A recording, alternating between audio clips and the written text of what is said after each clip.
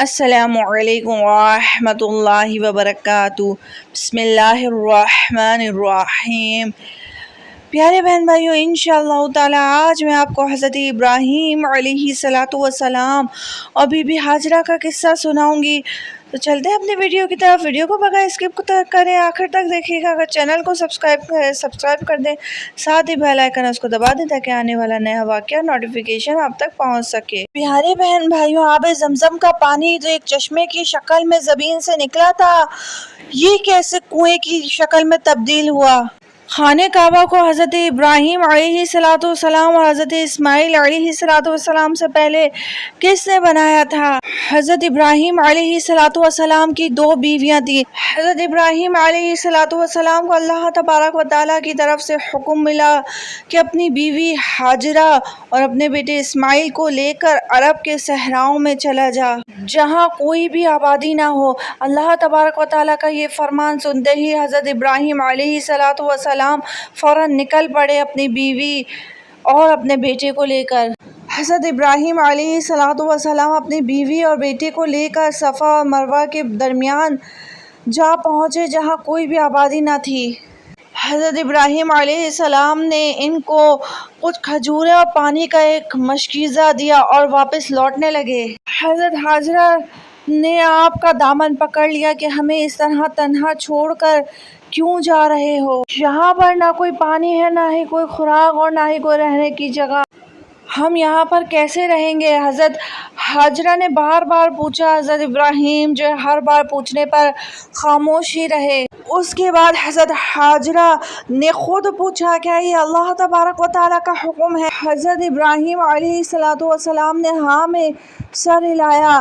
تو حضرت ابراہیم علیہ السلام کا ہاں سن کر حضرت ہاجرہ نے کہا کہ جب اللہ تبارک و تعالیٰ کا یہ حکم ہے تو وہ ضرور ہماری حفاظت کرے گا۔ اس کے بعد حضرت ابراہیم علیہ السلام ملک شام واپس آ گئے اور دعا کرنے لگ گئے کہ اے اللہ تبارک و تعالیٰ، تیرے گھر کے پاس نہ ہی کچھ کھانے کو ہے اور نہ ہی کچھ پینے کو ہے۔ میں اپنے پیارے بیٹے حضرت اسماعیل اور پیاری بیوی بی بی ہاجرہ کو چھوڑ آیا ہوں تاکہ تیرا گھر روشن ہو جائے، وہاں تیری عبادت سر عام ہو جائے۔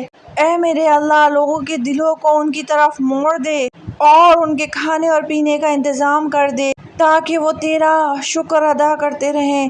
بی بی ہاجرہ رضی اللہ تعالی عنہا ان کھجوروں اور مشکیزے سے گزارا کرتی رہیں، مگر جب وہ ختم ہو گئی تو پانی کی پیاس کی شدت کی وجہ سے حضرت اسماعیل علیہ السلام رونے لگ گئے۔ پانی کی تلاش میں حضرت ہاجرہ کبھی صفا کی پہاڑی پر چڑھتی اور کبھی مروہ کی پہاڑی پر چڑھتی تاکہ دور سے کہیں پانی نظر آ جائے۔ انہوں نے حضرت اسماعیل علیہ السلام کو نیچے زمین پر ہی لٹایا ہوا تھا اور خود آس پاس پانی تلاش کر رہی تھی۔ پانی کی تلاش میں حضرت ہاجرہ رضی اللہ تعالیٰ عنہا نے صفا اور مروہ کے درمیان 7 چکر لگائے۔ ساتھ ہی اللہ تعالیٰ سے دعا کرتی رہی، اے اللہ، مجھے تجھ پر پورا بھروسہ ہے، تو ہمیں اس مصیبت میں اکیلا نہیں چھوڑے گا۔ بس حضرت ہاجرہ رضی اللہ تعالیٰ عنہا کا یہ کہنا ہی تھا کہ اللہ تبارک و تعالیٰ نے حضرت ہاجرہ کی دعا اسی وقت قبول کر لی جہاں پر حضرت ابراہیم علیہ السلام زمین پر لیٹے ہوئے رو رہے تھے، اپنی ایڑیاں رگڑ رہے تھے۔ وہاں پر حضرت جبریل امین علیہ السلام آئے اور پانی کا ایک چشمہ جاری کر دیا۔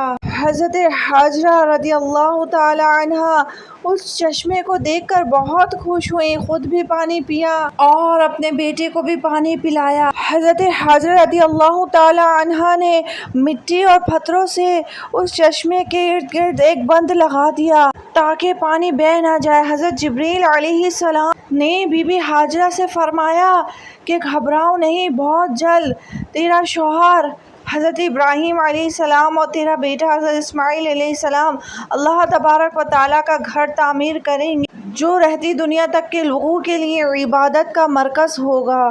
پھر اللہ تبارک و تعالیٰ نے آس پاس کھجوروں کے درخت اگائے جس میں سے بی بی ہاجرہ کھجوریں کھاتی اور چشمے کا پانی پی کر اللہ تبارک و تعالیٰ کا شکر ادا کرتی۔ پانی اور خوراک دیکھ کر کچھ پرندے بھی وہاں آنا شروع ہو گئے۔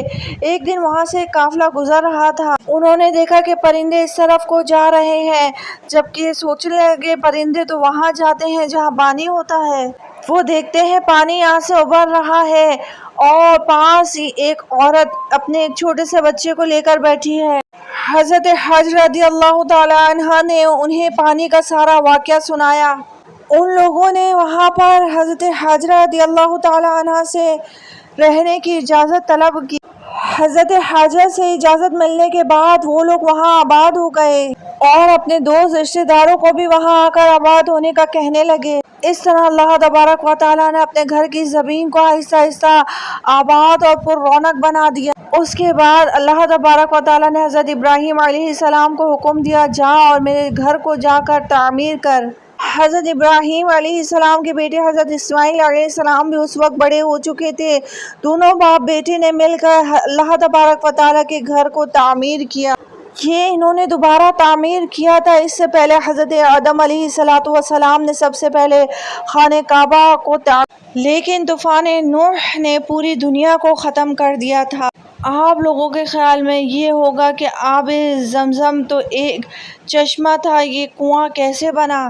کافی عرصے تک لوگ آب زمزم کا پانی پیتے رہے، پھر کچھ ایسا واقعہ ہوا جس پر اسے بند کر دیا گیا۔ کافی عرصہ گزر جانے کے بعد حضرت عبد المطلب جو کہ نبی کریم صلی اللہ علیہ وسلم کے دادا جان ہیں، انہوں نے کھدائی کا کام شروع کیا۔ وہاں پر پانی کا مسئلہ بہت زیادہ تھا۔ انہوں نے اللہ تبارک و تعالیٰ کے حکم سے پانی کی تلاش کے لیے کھدائی شروع کر دی۔ آخرکار انہیں آب زمزم کا چشمہ مل ہی گیا۔ اس طرح خانہ کعبہ کے پاس پانی کا مسئلہ بھی حل ہو ہی گیا۔ پہلے دور میں لوگ بالٹیوں سے پانی نکالتے تھے رسیوں کے ذریعے، لیکن اب جدید دور ہے، اس لیے مشینری اور پائپوں کے ذریعے پانی نلوں میں پہنچا دیا جاتا ہے۔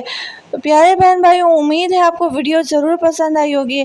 اگر ویڈیو پسند آئی ہے تو اپنے اس بہن کے چینل حقیقت اسلامک ٹی وی کو سبسکرائب کر دیں، ویڈیو کو لائک اور شیئر کر دیں صدقہ جاریہ سمجھ کے، اور ساتھ ہی بیل آئیکن ہے سبسکرائب کے بٹن کے ساتھ اس کو دبا دیجیے گا تاکہ آنے والا نیا واقعہ نوٹیفیکیشن آپ تک پہنچ سکے۔